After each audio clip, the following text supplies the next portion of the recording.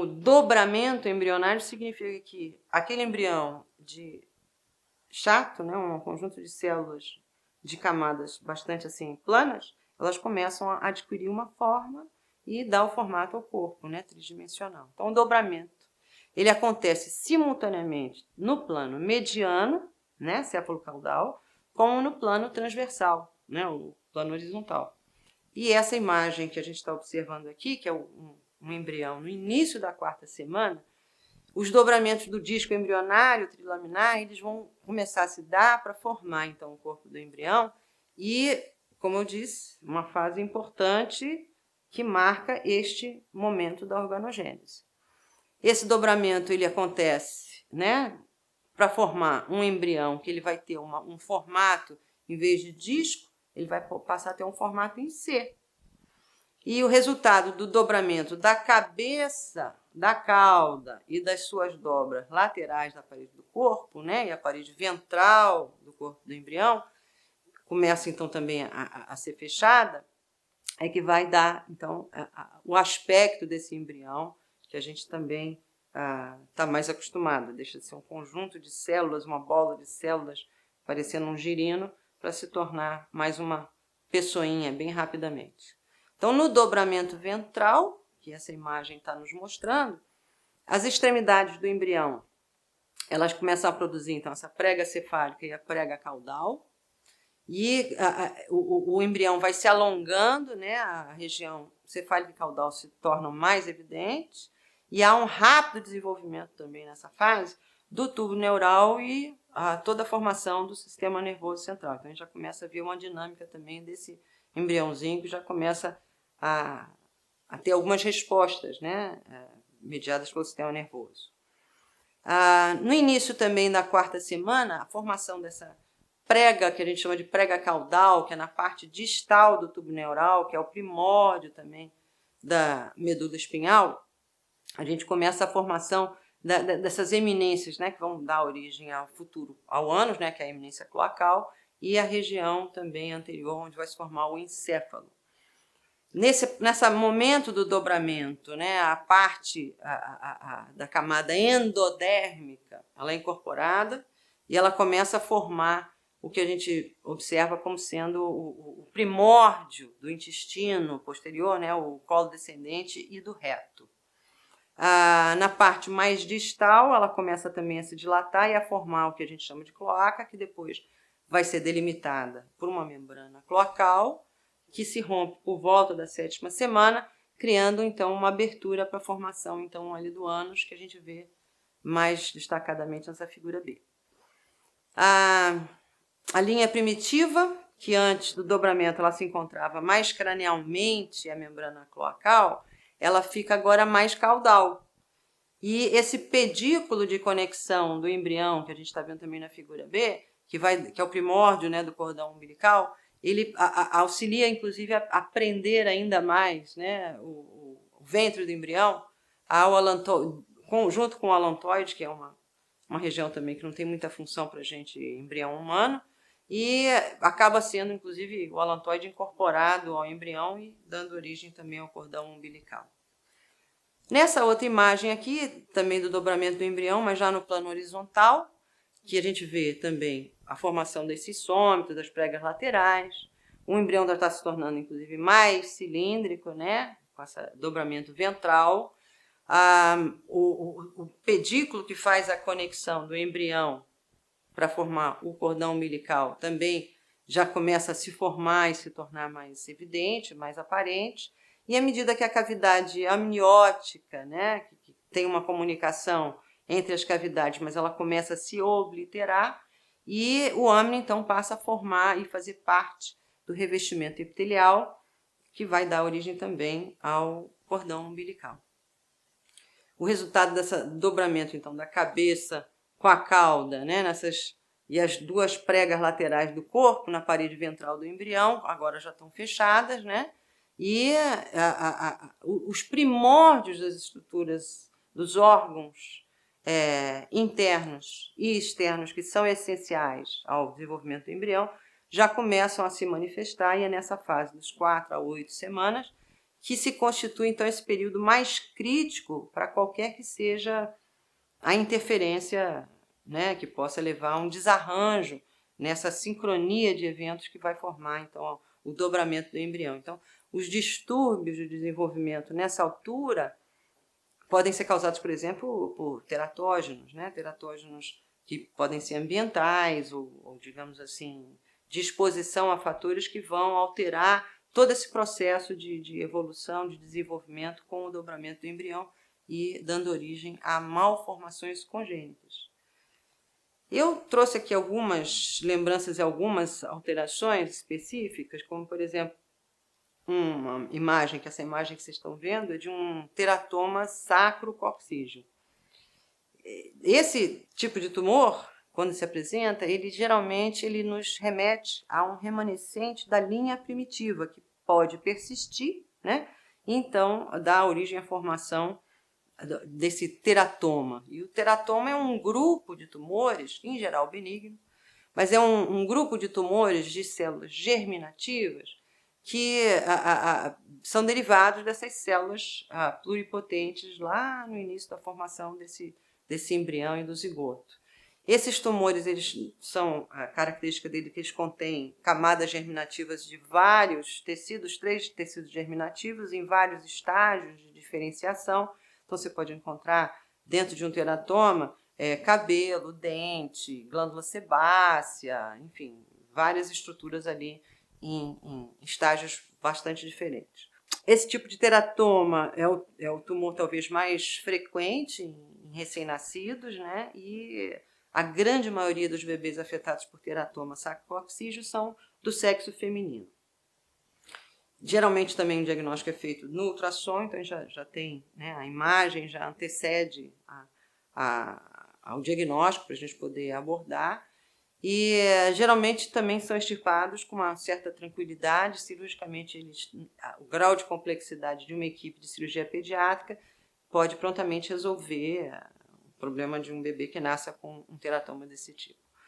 No caso da sirinomelia, não. A sirinomelia já seria uma disgenesia bastante grave, né, digamos assim, da formação também desse eixo axial do embrião, e ela ocorre devido a uma formação também insuficiente desse mesoderma na fase do dobramento, na porção caudal desse disco embrionário, né?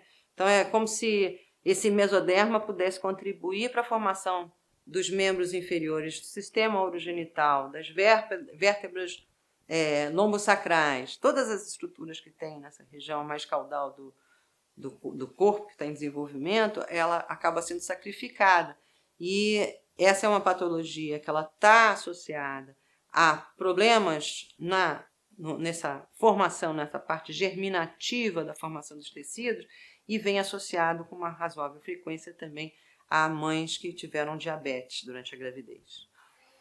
Outra patologia também que se apresenta com uma razoável frequência, né, e que tem a ver com a dificuldade na elaboração, no desenvolvimento desse embrião na fase de organogênese, é o que a gente chama de gastrosquise e outra entidade clínica que a gente chama de onfalocélia, que eu apresentei as duas juntas porque já aproveito para fazer um diagnóstico diferencial e facilitar o entendimento, né, para esse diagnóstico dessas doenças. Então, ambas, gastrosquise e a onfalocélia, são defeitos do fechamento dessa parede anterior do abdômen, mas a diferença básica é que na onfalocele, as vísceras, elas acabam, né, o intestino, as vísceras abdominais, elas acabam sendo recobertas por uma membrana translúcida, né, que é, na verdade, resquícios de um âmnio, mas essencialmente coberta por um peritônio parietal. Então, a localização do cordão umbilical em relação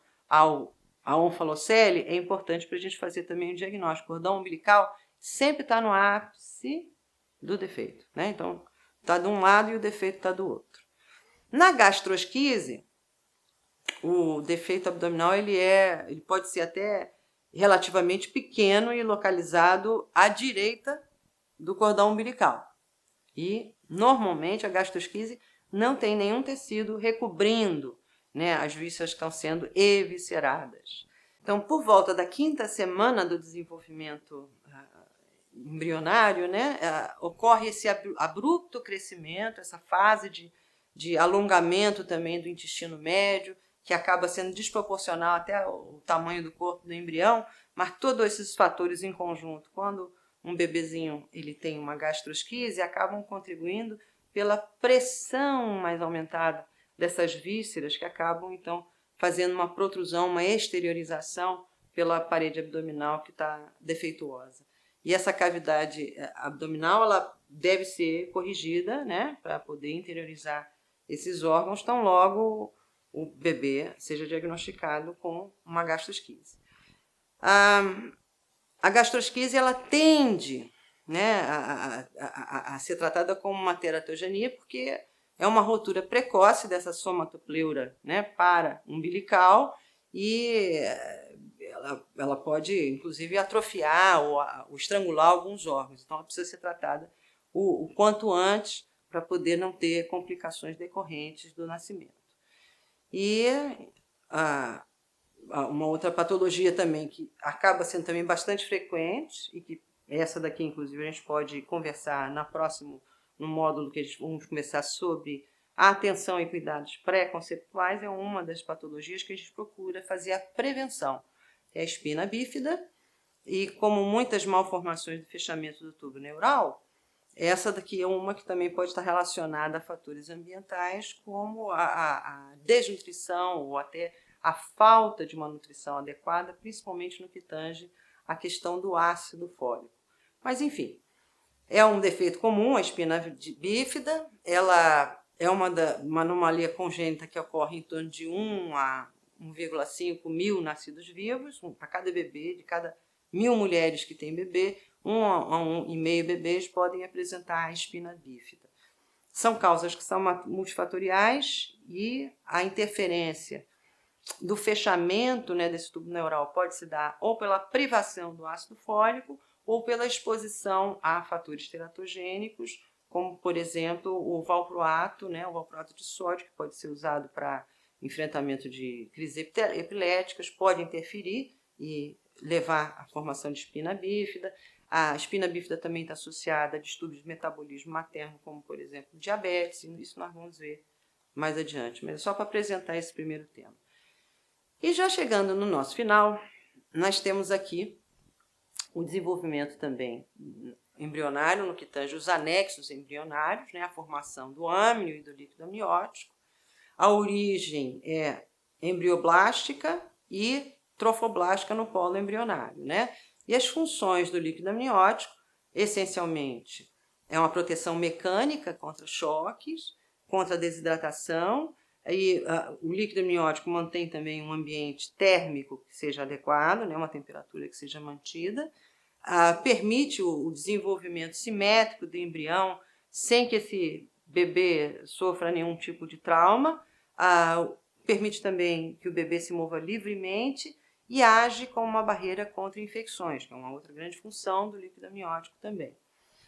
Permite o desenvolvimento normal dos pulmões fetais e impede a aderência, né, do âmnio e o embrião. Então, o líquido ele amortece química, biológica e fisicamente. Já a placenta, ela é um órgão que é super importante, é a mãe do corpo, como dizem no interior, e é um órgão responsável por 3 funções essenciais. A função do metabolismo placentário, que é uma função onde a placenta é responsável, principalmente naquela fase inicial da gravidez, que é a manutenção do metabolismo do embrião que está em desenvolvimento, né, com a síntese de glicogênio, colesterol, ácidos graxos, enfim, toda a energia e os nutrientes que o embrião vai precisar para o desenvolvimento, a placenta, ela provê, principalmente naquela fase inicial, antes do estabelecimento pleno dessa circulação materno-fetal. A placenta também tem uma função de transporte de substância, né, e essa transferência materno-fetal, a transferência através da placenta, que ela ocorre tanto no sentido materno-fetal quanto fetal e materno. Então, há digamos assim, um intercâmbio. Esses mecanismos, né, acontecem inicialmente por difusão simples, né, por transporte passivo, pode acontecer também por uma difusão facilitada, transporte ativo e pela pinocitose. As substâncias elas são transportadas, né, e os gases, principalmente a troca gasosa, né, de oxigênio, dióxido de carbono, monóxido de carbono, tudo isso, por difusão simples.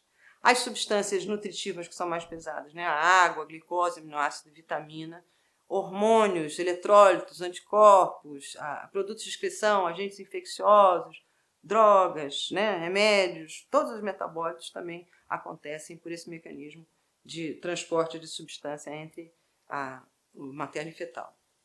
A placenta também tem uma função endócrina, que é muito importante. Então, os hormônios que são produzidos para a manutenção da gravidez, a placenta ela assume um papel prevalente, muito importante na produção de gonadotropina coriônica, de somatotropina coriônica humana, ou hormônio lactogênio placentário, como queira.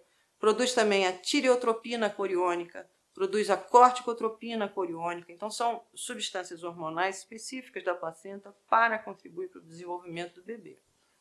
Além disso, a questão, né, das substâncias que a placenta vai produzir também para substituir o corpo lúteo. O corpo lúteo ele é o principal responsável pela produção da progesterona, como a gente mencionou, né, na fase inicial da gravidez, até que haja a formação, ou melhor dizendo, esses vilos coriônicos que dão origem à placenta, possam então assumir a responsabilidade da produção dos hormônios para a manutenção da gravidez, progesterona, estrogênio, além desses outros que eu citei. Isso acontece do corpo lúteo perder a função e a placenta passar a assumir a partir de em torno de 12 semanas, que aí é a placenta que manda nesse show, né? Então, ela assume o controle tanto do aporte hormonal e a parte toda metabólica, né, que precisa para as trocas acontecerem. Se essa relação é interrompida, o bebê também não sobrevive, né? Então, a placenta ativa e podendo funcionar plenamente seu vigor também determina os bons resultados dessa gravidez. O desenvolvimento inicial, então, da placenta conta com, né, uma temporalidade da formação desses vilos coriais e, digamos assim, da implantação, desde a implantação do blastocisto até a formação dos vilos coriais para haver a implantação plena, ela é o período crucial dessa janela endometrial para que esse embrião possa ter o desenvolvimento pleno. Nas principais etapas, né, da formação da placenta, que a placenta também ela tem o seu processo de formação e de desenvolvimento, na primeira etapa, o que a gente chama daquela pré-placenta, é uma fase pré-lacunar, por volta do 7º ao 8º dia, né, que começa a formar aquele trofoblasto para poder haver aquelas trocas de sangue. Na segunda etapa, que já é a fase lacunar, o sangue chegou nesse pool, né, nessa lacuna cheia de sangue, e essas lacunas trofoblásticas que estão ali com o sangue possibilitam essas trocas nas vilosidades do trofoblasto. E já na terceira etapa, que é a fase vilosa, né, da placenta, a partir do 13º dia até o final do 4º mês, que é quando aparecem essas vilosidades primárias, as vilosidades terciárias e aquela terceira onda de vilosidade, que depois também nós estaremos falando sobre isso novamente quando formos conversar sobre pré-eclâmpsia, né, as doenças hipertensivas da gravidez. A decídua, que é uma parte, digamos assim, mais interna, né, o intercâmbio entre a implantação, formação da placenta, o contato que existe mesmo com a mãe e com a região endométrica se dá através da decídua. Então, o termo decídua se refere a essa camada funcional do endométrio, que a mulher, quando ela está grávida, né, é o que separa do restante do útero até chegar ao momento lá do parto. Então, esse tecido também tem algumas especificidades e algumas funções. A decídua basal, que é a parte fixa, que fica mais profunda, né, que fica mais abaixo do concepto, ela é formada pelo componente materno da placenta. A decídua capsular, que é a parte superficial da decídua, essa daí já recobre o concepto. E a decídua parietal, que são todas as outras partes do restante da decídua. Uma placenta normal, digamos assim, ao termo, né, quando o bebê nasce, ela tem aproximadamente uns 20 centímetros de diâmetro, né? Ela tem uma espessura também que é em torno de 10 a 15 centímetros, e ela tem um peso de aproximadamente 500 gramas. Isso seria o que a gente considera uma placenta padrão para um bebê também que nasce padrão, né? Quando o peso ao nascer é em torno de 3 quilos, 3,5 kg, com a placenta de meio quilo, é o que corresponde. A relação de 7 para 1, peso da placenta para o bebê, seria o adequado para dizer que a placenta assumiu essa função. A placenta também tem o lado fetal e ela tem um lado materno. O lado fetal é o lado onde fica a membrana coriônica. E o lado materno é onde fica essa parte mais frondosa das velocidades que vão aderir então à parede do útero.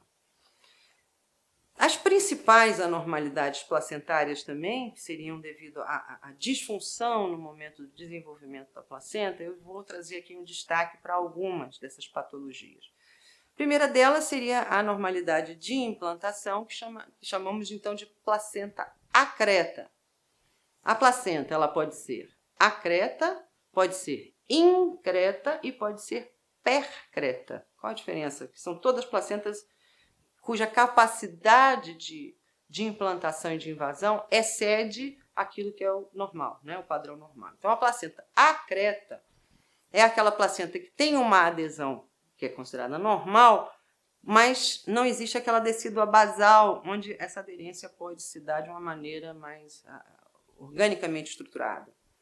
A incidência dessa placenta, que ela é aderente, ela é morbidamente aderente ao útero, a incidência da placenta acreta, ela aumenta significativamente em épocas, né, como atuais, da modernidade da obstetrícia, onde vivemos uma epidemia também de cesarianas desnecessárias. As cesarianas causando uma cicatriz dentro do útero favorece a mudança da arquitetura para que a implantação da placenta naquela região onde houve a cicatriz se dê de uma forma mais agressiva. Os mecanismos disso são devidos à alteração da arquitetura, mas existem também mecanismos bioquímicos locais induzidos pela presença de uma cicatriz num local onde não deveria ter.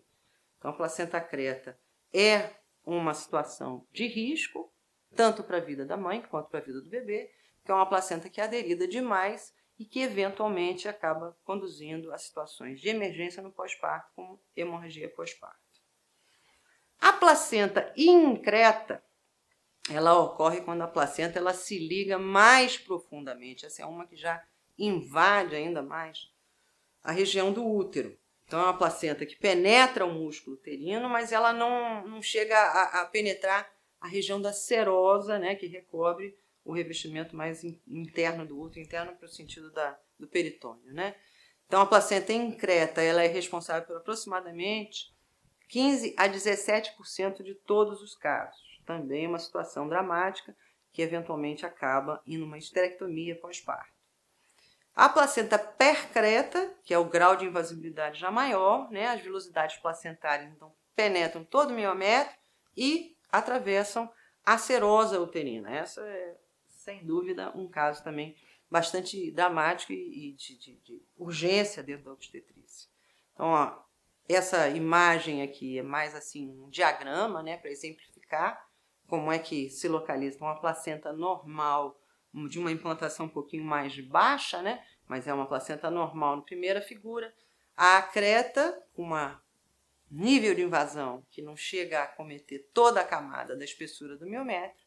A placenta increta, que já tem uma invasão maior, e a percreta, que já invadiu toda aquela região. Uma outra anomalia, a normalidade também de placentação, é o que a gente chama de placenta prévia. Então, é uma normalidade da implantação, onde a placenta vai se posicionar mais distal, mais próximo ao colo do útero, e ela pode cobrir total ou parcialmente o canal de parto, né, o colo do útero. Ela ocorre mais frequência do que a placenta acreta, uma em cada 200 a 250 gestações. Manifestação mais comum é que no terceiro trimestre, né, passe a mãe, a gestante, a apresentar alguns sangramentos anormais, e o diagnóstico da placenta prévia também é feito através da ultrassonografia. Num caso mais dramático, o que a gente chama de doença trofoblástica gestacional, né, de anomalias de desenvolvimento de placenta. Um outro nome que se quer dado, o nome doença trofoblástica gestacional é o mais habitual, o mais, digamos assim, o mais apropriado, né, cientificamente falando, mas também conhecido como mola hidatiforme. E é uma patologia do desenvolvimento da placenta que acomete as células do tecido trofoblástico placentário, né, o cito e o sincisto trofoblástico, que, digamos assim, fogem do seu padrão de desenvolvimento normal, se tornando também morfologicamente alterado e mais agressivo, digamos assim. Os dois principais fatores de risco para que nós tenhamos desenvolvimento de doença trofoblástica gestacional são principalmente uma idade materna mais avançada, né, acima de 35 anos, uma gestante que tem uma gravidez anterior, também com manifestação molar, também está com risco um pouco maior de apresentar uma gravidez subsequente. E a gente, quando classifica também as doenças trofoblásticas gestacionais, que existe uma complexidade também histológica dessa entidade clínica, que a gente também vai dividi-la conforme o tipo histológico, vai ter uma categoria diferente e uma abordagem terapêutica também diferente. Então, existe a mola hidatiforme completa, a mola hidatiforme parcial, existe a mola hidatiforme que a gente chama de invasora, o coriocarcinoma, que é um câncer, né, mas bastante agressivo, existe o tumor trofoblástico no sítio placentário e existe o tumor trofoblástico epitelioide, que é fora do local da placenta. No caso da mola, né, hidatiforme, que é uma patologia placentária que pode ocorrer tanto com o desenvolvimento de um embrião, como na ausência de um embrião. As duas situações elas podem acontecer, sendo que é mais prevalente a ausência do embrião. Estima-se então que, né, a mola hidatiforme ela é uma doença que ela é infrequente, mas ela pode ocorrer a cada 2 ou 3 em 1000 gestações. É um tumor placentário, a gente considera isso como um tumor placentário, que a designação histopatológica é muito importante, então logo a gente tem a possibilidade de resolução do caso, né, com esvaziamento do útero, para poder então traçar também um planejamento terapêutico e acompanhamento dessa mulher até dar o caso como curado, né? Mas enfim, o aspecto clínico no diagnóstico da mola hidatiforme é aquela imagem típica de uma imagem como se fosse um cacho de uva que se apresenta no ultrassom, ou para quando a gente já vê uma mola hidatiforme no bebê nascido, parece uma sobremesa que minha avó fazia, que era muito gostosa, sagu, né? Aquelas bolinhas assim translúcidas. Essa condição, então, é uma condição que exige uma equipe bem preparada, bem treinada, que possa fazer um acompanhamento da evolução, né, com o histopatológico presente para poder ter um tratamento mais adequado. Chegamos agora ao cordão umbilical. O cordão umbilical, né, que faz parte desse sistema circulatório materno e fetal, ele é composto, então, de 2 artérias e uma veia. Né? As 2 artérias, no sentido da circulação intrauterina fetal, essas 2 artérias umbilicais, elas transportam o sangue do feto até a mãe. E a veia umbilical, né, uma veia umbilical que traz então o sangue oxigenado da mãe e os nutrientes, né, da mãe para o feto. Então ela tem o sentido inverso depois, quando nasce, faz a mudança. O cordão umbilical ele é formado por volta da 5ª semana do desenvolvimento. Ele é formado também a partir das mesmas estruturas que vão formar o saco amniótico, né, e o alantoide. Então, as estruturas que venham a formar o cordão umbilical têm essa predileção, digamos assim, para a formação dessas estruturas que são acessórias, né, ao desenvolvimento embrionário. Quando o bebê nasce, o cordão umbilical é uma estrutura que é bastante flexível, né, e em torno de 50 centímetros de de comprimento, né? Dependendo de onde também vai se cortar o cordão umbilical quando o bebê nasce. Tem um diâmetro aproximadamente de 2 centímetros também, é uma estrutura bastante exígua, né? E ela é recoberta por uma geleia, que a gente chama de geleia de Wharton, que é uma substância especial, um tecido bastante específico, inclusive com funções, cada vez mais a gente descobre funções diversas da geleia de Wharton, mas é um tecido que é caracterizado essencialmente por uma substância fundamental amorfa, né, rica em glicosaminas, que vão auxiliar, inclusive, na manutenção da elasticidade, né, da capacidade da elasticidade de extensão também desse cordão umbilical dentro da vida uterina. E também presença de ácido hialurônico no cordão umbilical, na geleia de Wharton.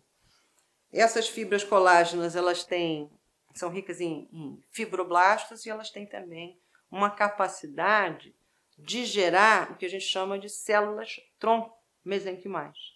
Então, já que a gente está nesse processo, né, de evolução da medicina, inclusive de terapêuticas baseadas na regeneração de tecidos, usando a terapia com células-tronco, né, com enormes potenciais de cura para tantas doenças que a gente tem por aqui, é importante que a gente consiga identificar, nesse estágio da nossa aula, os locais onde a gente está trabalhando nessas pesquisas de célula-tronco. Então, a célula-tronco mesenquimal, ela é um tipo particular de célula-tronco, porque elas não têm essa função tão definida e essas células mesenquimais, elas podem se formar também, qualquer que seja a célula do organismo, depois de um processo de diferenciação que a gente faz, inclusive, no laboratório.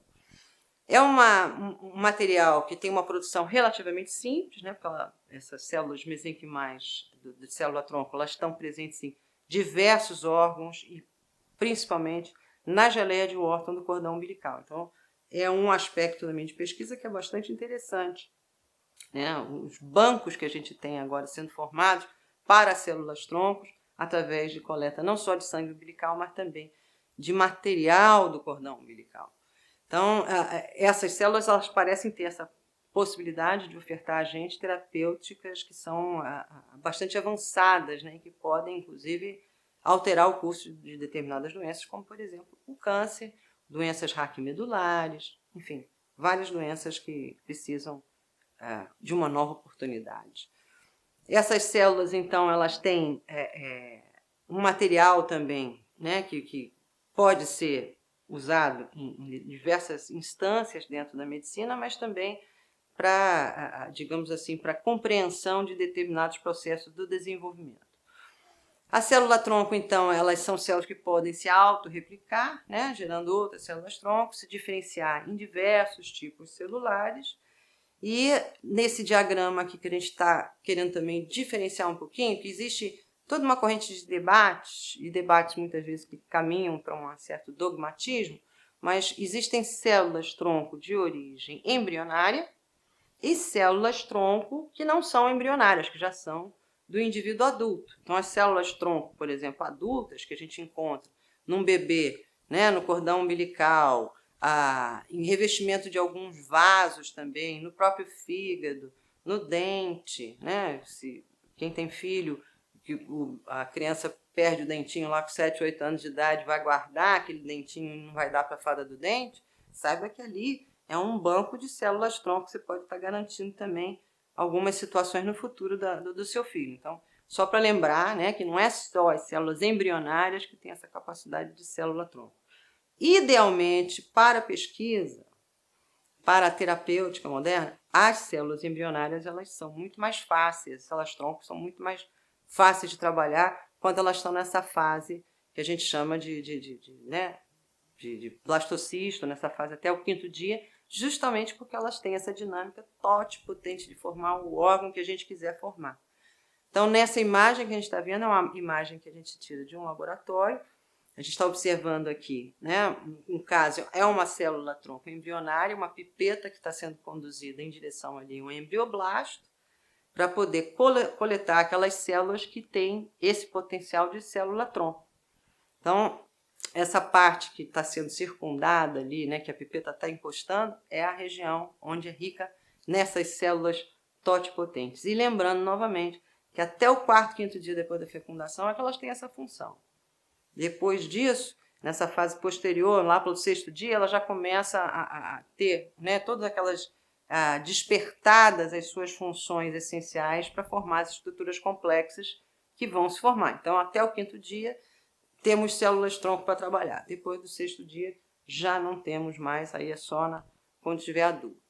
Então, aqui mais uma ilustração sobre as células-tronco adulta, né, que nesse diagrama a gente está mostrando aqui que a célula pode ser diferenciada em qualquer coisa, também na vida adulta. Mais comumente a gente usa do cordão umbilical, mas também, muito frequentemente, a gente usa também da medula óssea, né, para desenvolvimento dessas células-tronco. E, para fechar aqui um pouquinho, né, com uma aplicação também prática, esse debate sobre os bancos, né, de células-tronco do cordão umbilical, que no nosso país é uma política de saúde, a oferta desse banco. Então, o material, essas células-tronco são encontradas no cordão umbilical, podem ser extraídas do cordão umbilical, então logo o bebê nasça. Então, as células-tronco são coletadas ali e precisam ser coletadas no momento do nascimento. É a única oportunidade que a gente tem de fazer essa coleta. O único questionamento que a gente faz como política de saúde é que a oportunidade para colher a célula-tronco, muitas vezes, impede a possibilidade de uma outra intervenção, que é o clampeamento tardio do cordão, que tem benefícios imensos também para aquele bebê naquele momento do nascimento. Então, esse debate a gente vai fazer quando chegar nesse módulo também. Mas é para vocês saberem que nós temos disponível aqui no Brasil essa política de saúde, que é o Banco de Células-Tronco Público. Chegamos, então, ao final dessa nossa apresentação de hoje. E hoje eu trouxe assim, duas questõezinhas assim, bem simplesinhas, porque caindo esse tema na prova do Revalida, elas vão ser perguntas de embriologia básica, tá? E eu quis trazer esse módulo aqui, podemos construir, né, os módulos que vêm na sequência da obstetrícia, para poder ter um entendimento, né, de como é que funciona o início do desenvolvimento desse embrião, e nós vamos avançar com o desenvolvimento também fetal e as interferências, as intercorrências que acontecem nesse processo. Então, nessa questão aqui, que é bastante simples, isso aqui é fácil, questões de embriologia que todos vocês já estão carecas de saber. O que eu quis trazer hoje é só uma revisão com uma orientação clínica mais específica para a obstetrícia, que é a nossa atenção aqui. Então, nessa pergunta aqui, nessa questão, a implantação de embriões humanos geralmente ocorre quando? Letra A, cerca de 1 dia após a fertilização. Letra B, cerca de 1 semana, né, 7 dias após a fertilização. Cerca de 2 semanas, 14 dias após a fertilização, após a gastralização ou ao mesmo tempo que fechamento do tubo neural. Essa tá fácil, né, gente? A gente falou tanto da questão da implantação do blastocisto, da importância disso. Então, a resposta certa para a implantação é no 7º dia. Ao final do 7º dia, já começa a dizer que a implantação já está estabelecida. Essa outra pergunta, das alternativas a seguir, qual é a derivada do endoderme? Letra A, fibroblasto, endoneural e células de Schwann dos nervos periféricos. Revestimento endotelial dos vasos sanguíneos. Letra C, revestimento epitelial do trato respiratório. Letra D, células que revestem a membrana amniótica. E letra E, células placentárias do citotrofoblasto. Essa também, né, o endoderme, ele tem a função de formar células também, os tecidos de revestimento interno do nosso corpo. É uma dica fácil. Então, a resposta mais adequada seria a letra C, que faz o revestimento epitelial, não só, né, do que vai dar origem ao trato respiratório, mas também as glândulas, toda a parte de revestimento interno do tubo gastrointestinal, a parte interna de revestimento também do sistema urinário, tudo isso tem origem no endoderme. Bom, por hoje é só. Foi uma revisão, uma forma da gente poder calcar, né, uma fundação para que vamos construir agora nesse módulo de obstetrícia nas próximas aulas. E a recomendação dos livros básicos de bibliografia, né, de embriologia, né, o Moore e o Langman, que são os mais famosos, e deixo também disponível para vocês um link para um vídeo que eu achei muito bonitinho, que é um vídeo inclusive acessível na internet, que eu deixei aqui o link disponível, que é uma animação desse processo todo da concepção, desenvolvimento pré-natal do embrião, que a gente conversou hoje nessa aula de hoje. E uma publicação da Fêmina para um detalhamento mais apurado sobre a gestação molar e com um pouco mais de profundidade do que a gente conversou hoje. Até a próxima!